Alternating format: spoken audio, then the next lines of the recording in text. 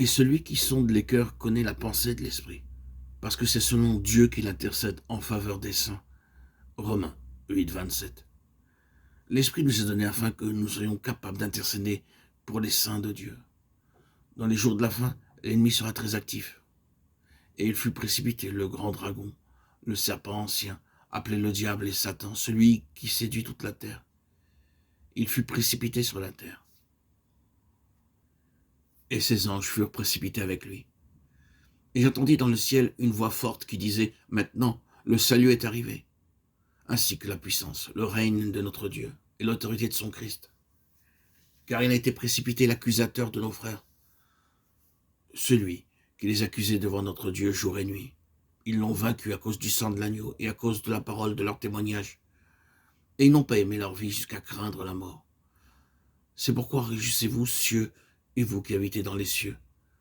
Malheur à la terre et à la mer, car le diable est descendu vers vous, animé d'une grande colère, sachant qu'il a peu de temps.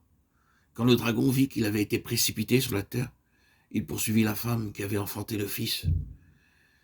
Et les deux ailes du grand aigle furent données à la femme, afin qu'elle s'envole au désert vers son lieu où elle est nourrie un temps, des temps et la moitié d'un temps, loin de la face du serpent. Apocalypse 12, 9, 14. Dans les jours de la fin, le diable utilise 3 armes contre le peuple de Dieu. Il est le séducteur, deuxièmement, il est l'accusateur, et troisièmement, il est le persécuteur. Et il fut précipité le grand dragon, le serpent ancien, appelé le diable, et Satan, celui qui séduit toute la terre. Il fut précipité sur la terre, et ses anges furent précipités avec lui. C'est la première arme que le diable utilise, séduire le peuple de Dieu. Deuxièmement, et j'entendis dans le ciel une voix forte qui disait, « Maintenant le salut est arrivé, ainsi que la puissance, le règne de notre Dieu, et l'autorité de son Christ. » Et troisièmement, quand le dragon vit qu'il avait été précipité sur la terre, il poursuivit la femme qui avait enfanté le fils. Le diable, en tant qu'accusateur, accuse le peuple de Dieu, ses serviteurs et ses saints. Vous serez surpris si vous savez combien de gens le diable utilise pour accuser faussement le peuple de Dieu. Parfois, ils disent d'horribles choses uniquement pour amener le trouble. Ainsi, le diable a le pouvoir d'être un tentateur, un séducteur et un persécuteur. Ainsi, nous pouvons intercéder pour ces gens. Il m'a été rappelé encore et encore, avec un fardeau sur mon cœur, d'intercéder pour celui-là et celui-là, ceci par le moyen d'un travail persévérant dans la prière. Nous ne pouvons pas prier d'une manière ordinaire, alors que tant de saints sont attaqués par le diable, par les moyens de la persécution, de la séduction ou de l'accusation. Ils peuvent être protégés uniquement par l'intercession. En Inde, nous dit frère Baksingh, quand des hommes ont été accusés de beaucoup de choses, nous avons décidé d'intercéder. Ce fut quelquefois des nuits ou des journées entières de prière. Nous ne nous sommes jamais préoccupés d'écrire aucune lettre de défense. Mais par l'intercession, ils ont été protégés. La parole de Dieu dit que c'est seulement par l'intercession que nous pouvons les secourir. Ésaïe 54, 17. Ne perdez donc pas votre temps à écrire des lettres pour vous défendre, et ne perdez pas non plus votre sommeil. Prenez un bon repas et allez dormir, mais intercédez pour eux.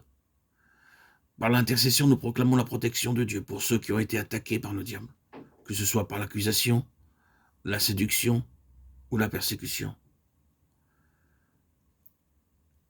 Le diable a un grand pouvoir pour persévérer les serviteurs de Dieu et les saints de Dieu. Et il les persécute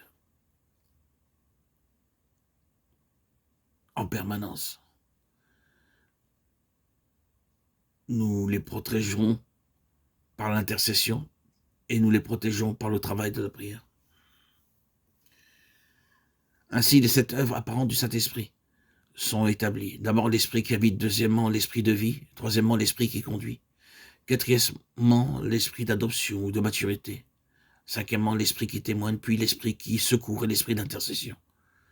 C'est ici la septuple expression visible de l'œuvre du Saint-Esprit qui peut être vue par les amis, les ennemis, les voisins et les parents. Ainsi, gardons-les dans la pensée et prions. Seigneur Jésus-Christ, je veux être avec toi, sur ton trône. Sois assez aimable pour me posséder complètement par ton esprit. Remplis-moi de ton esprit selon ta promesse. Je suis prêt. Proclamez la septuple plénitude et il vous montrera comment elle peut devenir vôtre.